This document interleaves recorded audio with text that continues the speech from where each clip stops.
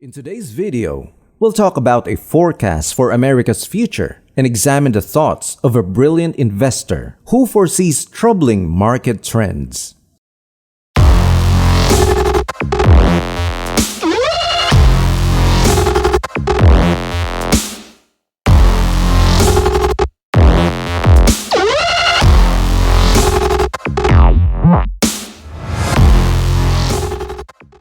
Billionaire investor Ray Dalio in an interview made some surprising remarks and predictions.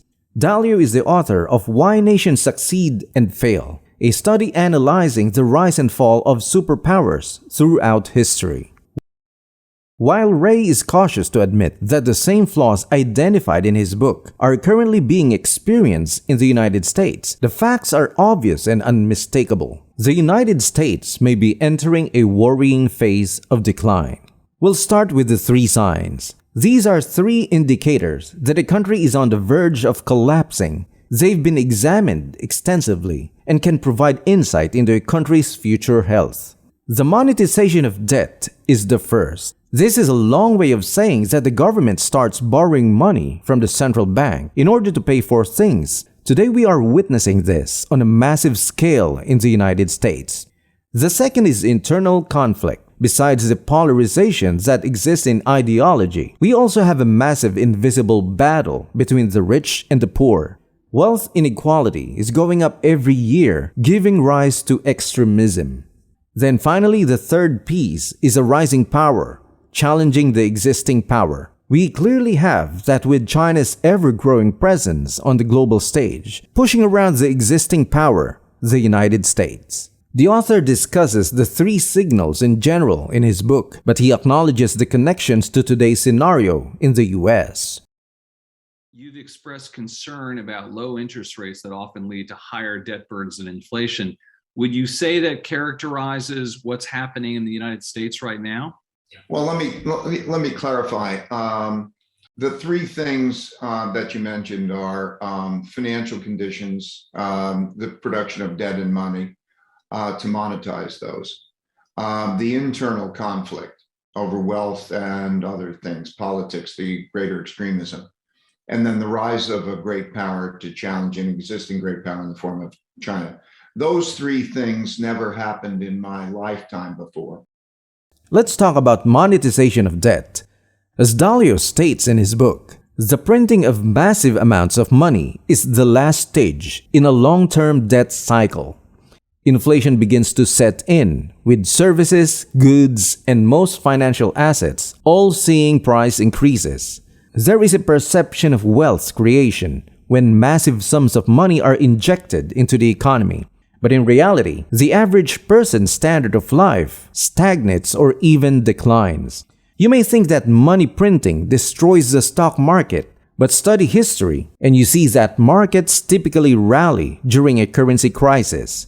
In Germany, citizens witnessed the complete destruction of a currency, the German mark. But the German stock market flourished and rose, even when measured through the prism of the dollar.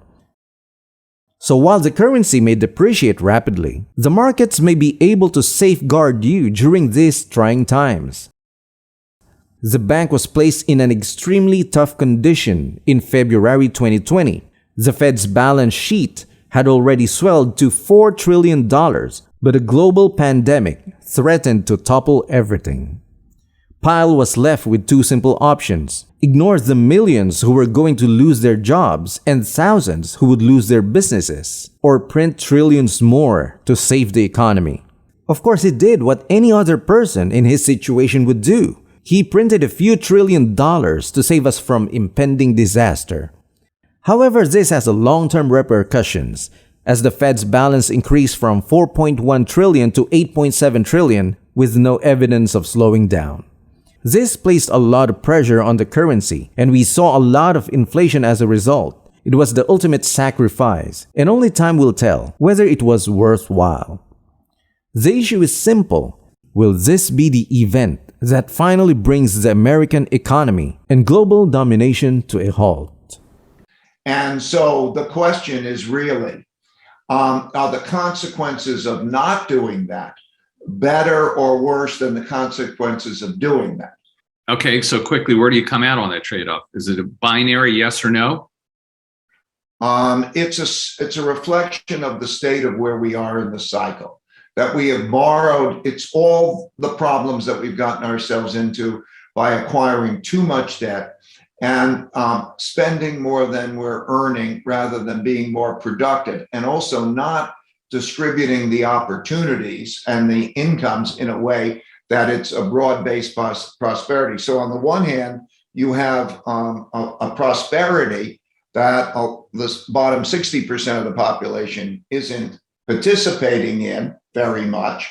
And at the same time, you have, so it's creating that polarity. And at the same time, you have the financial markets. So those are trade-offs that, different people, the only thing I care about is whether we're productive, whether we increase the size of the pie through productivity and then divide it well so that you create something closer to equal opportunity that produces greater political stability and also draws on the population. So while he doesn't answer with a binary yes or no, his complex response seems to indicate that no, it wasn't worth it. Pre-pandemic, the thought of having housing rise 25% in 1 year or the CPI to be at a 30-year high would be unthinkable. Now, do we stop money printing habit or continue to do so until something really horrible happens? We proceed, in my perspective, and nothing changes. For the bottom 60%, this means a lower quality of life. For the top 40%, and especially those in the top 1%, this means a life of luxury. Assets will continue to inflate, which means the rich will only get richer. And for the bottom 60, the future seems grim. No investment banker or politician will discuss the bleak future prospects in the United States. This is most likely due to the fact that it is in their best interest not to. Because after all, people in society's upper crust will only benefit from this scenario. Ray Dalio also implied that our country is headed towards civil war. When an empire faces financial difficulties throughout history, they all make the same fatal mistake. They print money, widening the wealth difference and therefore inflaming internal conflicts. And you see the same thing happening over and over again.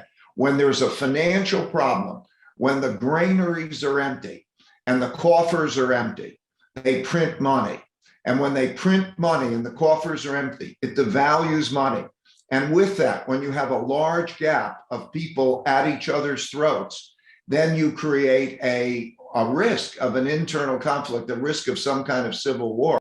This is how it's related to stocks. 15 years ago, for every crash or correction in the S&P 500, the Federal Reserve stepped in and assured that there would never be a depression. We have essentially cured financial depression in the US by allowing policies like QE and 0% interest to take over. Since the Great Recession ended in 2009, the S&P 500 has never fallen for more than 143 days and has always regained its losses within 4 months. That's more than a decade of equities just moving up, which isn't typical. In a completely free market, this is nearly impossible. Thanks again for watching, and if you like this video, hit the like and subscribe button. This is your Top Tech and Trades channel. I'll see you in the next video.